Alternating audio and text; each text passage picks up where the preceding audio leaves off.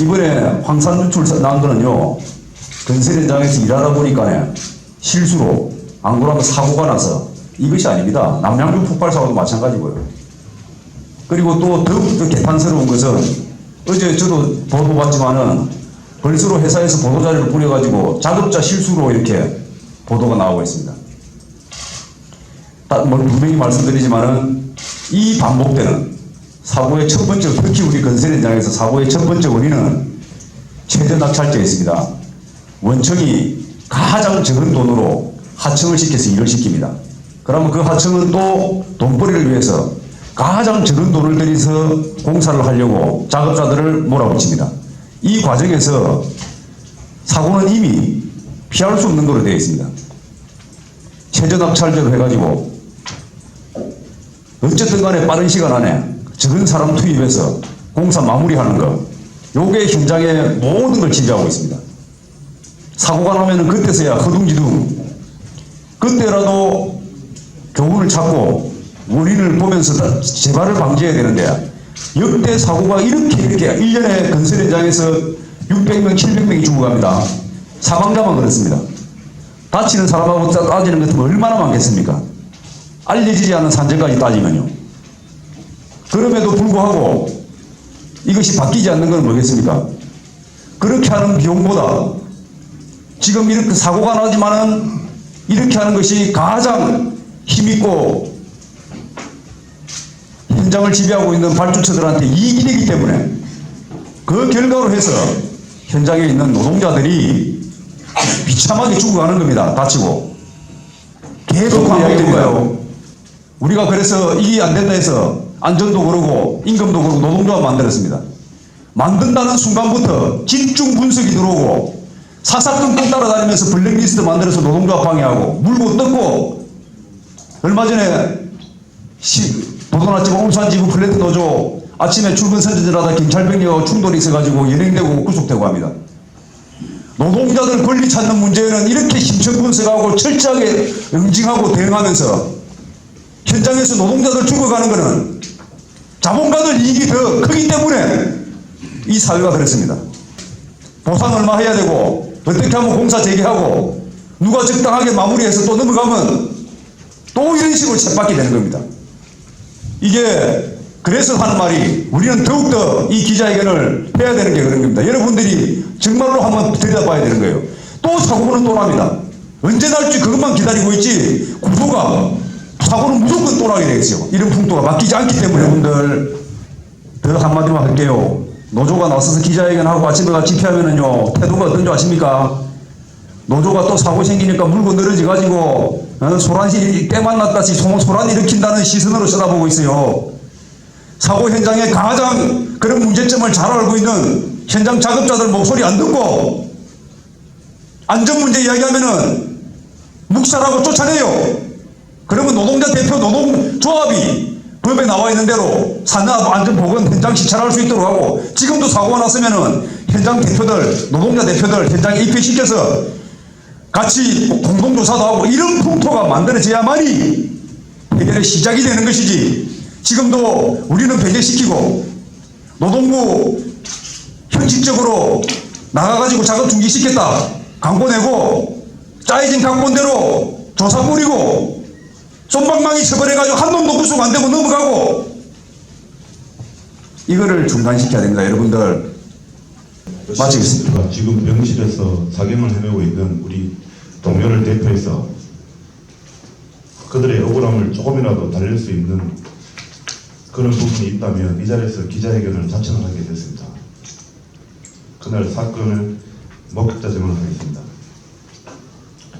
사고 전날 27일 날 안전교육을 다 받았습니다.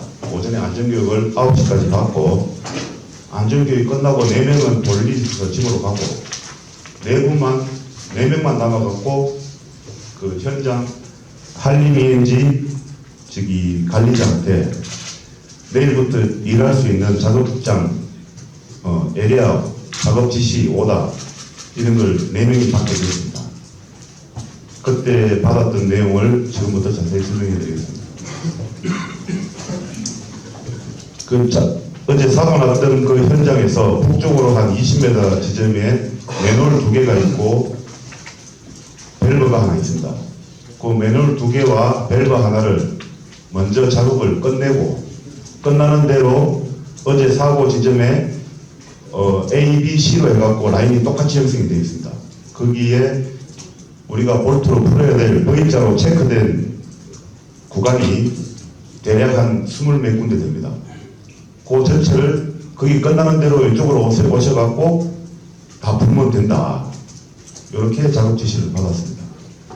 그렇게 작업 지시를 받고 4명은 점심 먹고 바로 퇴근했습니다. 퇴근을 했고 다음날 아침에 다 출근해갖고 아침에 관리자 2명이 오늘 인원이 원래 우리 볼팅조가 8명인데 인원을 한 20명 정도 해갖고 20명이 다 풀자, 체크된 거 다 풀자, 이런 식으로 우리가 또 아침에 또 TBM 시간에 또 얘기를 들었습니다. 그래갖고 현장에 작업을 하러 나갔습니다. 어제 지시한 대로 맨홀 2개를 풀고 그 다음에 밸브를 풀고 있었습니다. 이제 맨홀 2개를 푸는 와중에 지금 사고가 난 사고로 지금 병원에 있는 동료가 먼저 맨홀 1개를 먼저 풀었습니다. 풀어갖고 그쪽에 소장한테 보고를 하고 바로 지금 어제 사고 난 현장에 20m 밑으로 내려가갖고 그 사고 난 현장으로 가서 이제 맨홀을 풀기 시작하자, 라인을 풀자, 이렇게 보고를 하고 풀고 있는 와중에 첫 번째 쉽게 얘기해서 밸브에서, 브라인더에서 이제 사고가 난 겁니다. 사고 났을 당시에 어떤 여러 가지 상황은 제가 자세히는 못 봤습니다. 그 부분에 대해서는 자세히 볼 수 없었기 때문에 저는 다른 일 하느라고 정신이 없어서 자세히는 보지 못했습니다. 일단은 작업 지시는 그렇게 받았고 V로 체크된 데는 무조건 다 풀어야 된다. 이렇게 분명히 얘기 들었고 어느 라인은 먼저 풀면 안 되고 어느 라인은 어떻게 하면 안 된다. 이런 얘기 들은 적이 없습니다. 아무도 안 들었습니다. 그리고 그렇게 됐습니다. 그 정도로 끝내고 그러고 마지막으로 안전보호구에 있어갖고 만약에 작업자들이 방산 피복을 입었더라면 그렇게 중상을 입지 않았을 겁니다. 방산 피복도 아니고 저희들이 받은 건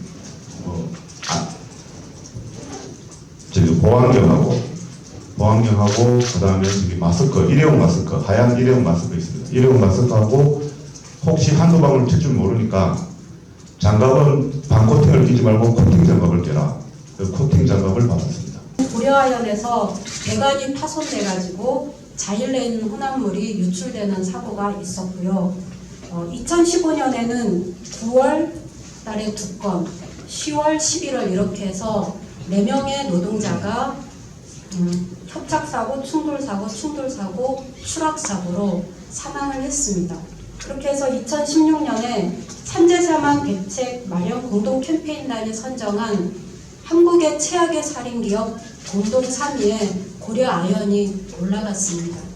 울산, 원산 국가산업단지 공장들은 공장 증설을 할 때나 정기 보수 작업을 할 때 100% 하청 노동자들을 사용하고 있습니다. 그 행위의 과실 여부에 따라서 행위자가 있지만 사실 그 사고가 발생하는 중요한 이유 중에 하나는 그 안전보건 조치라든지 안전보건 의무에 대해서 사업주가, 기업이 그걸 묵인하거나 아니면 의무 위반을 조장하거나 그 다음 강조하거나 지시하거나 이렇게 하는 조직 문화가 분명히 있습니다.